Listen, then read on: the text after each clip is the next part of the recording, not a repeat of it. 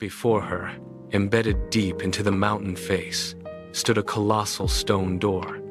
It was half swallowed by the earth, strangled by thick, gnarled roots that seemed to grip the rock like fingers. Ava stepped forward, her boots crunching against the frost-covered ground. She reached out, pressing her palm against the cold, unyielding surface. Beneath her fingertips, the stone was not dead. Etched symbols began to flicker, pulsing with a faint, rhythmic light that matched the cadence of her own heartbeat. The mountain was holding its breath.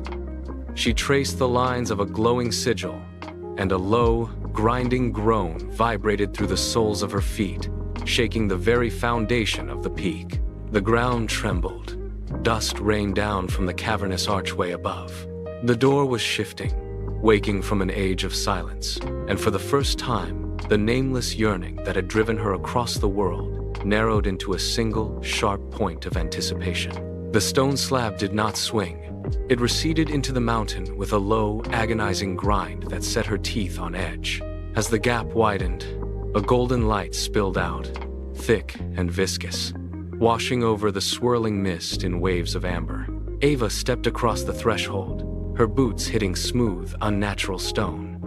The air inside was cool, damp, and tasted sharply of ozone. Behind her, the door sealed shut with a final, heavy thud, leaving her in a cavernous expanse that pulsed with a rhythmic golden glow. The walls were alive with shifting symbols, tracing patterns that seemed to dance in the periphery of her vision. Then, the sound began. It was not a language, but a chorus of murmurs rising from the very rock. A sudden, chilling wave of fear washed over her, sharp and cold, as if the cavern itself were exhaling her own hidden anxieties. She stumbled, catching her balance against a wall that felt disturbingly warm. A heavy weight pressed into her chest, a long-buried regret, manifesting as a physical drag on her limbs. She pushed forward, her breath hitching. The corridor narrowed, the walls pulsing with a rhythm that matched the frantic beat of her own heart. Ava pushed through a curtain of shimmering mist, her boots sliding on stone that felt strangely soft, like moss. Ahead, the path ended abruptly at a sheer drop. She stopped, her hand flying to her mouth. A waterfall cascaded from the ceiling, but it held no water.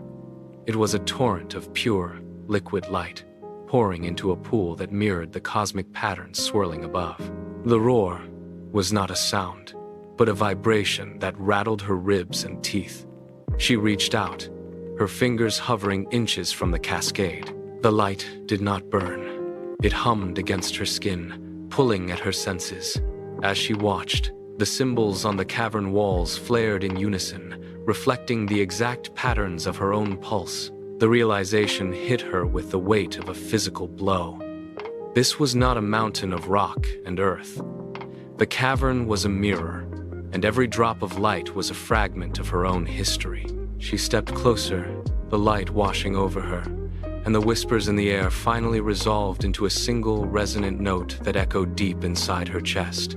Ava pushed through the final veil of light, her boots sinking into a floor that felt like solid air. The chamber opened wide, a vast, silent dome bathed in a white so pure it stripped the color from her skin. In the center, suspended without support, hung a figure.